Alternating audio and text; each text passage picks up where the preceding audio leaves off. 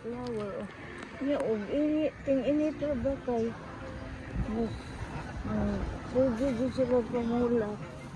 Oo, kay mga bata yung ilahang ko. Ano po yan? Ilahang source of livelihood and for income. At so, ano siya mga Pwede dragon. ikaw musulod yan.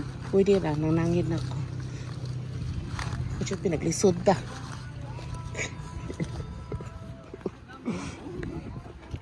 Ari desto nga ma, ito nga. Yan. Sige, baro.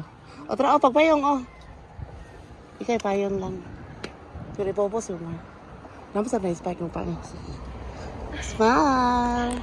Where's for the picture? Nakatag-iyag farm. Bro, kang nakatag-iyag farm, ama. Why are you like that? Yung ani sa mirror ba? Tell me ba?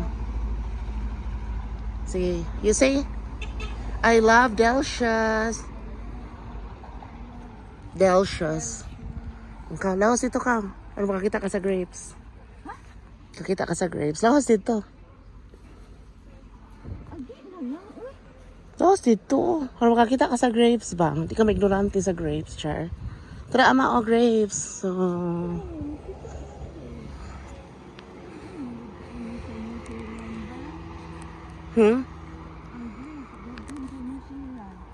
Yes.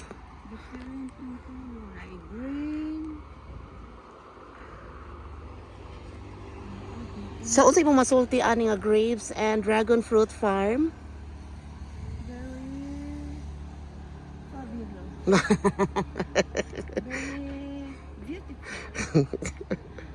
Very fabulous and beautiful. Nakikita nga ng mga words.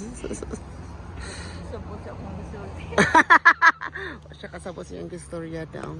Fabulous means exquisite. It's glamorous.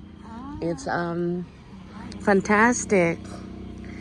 It's the best. The best among the rest. Sige. Kalamunggay? Yeah. You will like it here. Because they have a lot of delicious and nutritious foods. At least na dahil kong describe. Sige, let's go back na. We're going back to our cottage. We're gonna dine in here at this restaurant. Kana ka mo toyok? Yun lang. Ay, wala naman siya makita dito. Sige. You say bye to your followers. You say bye to your 5 million followers.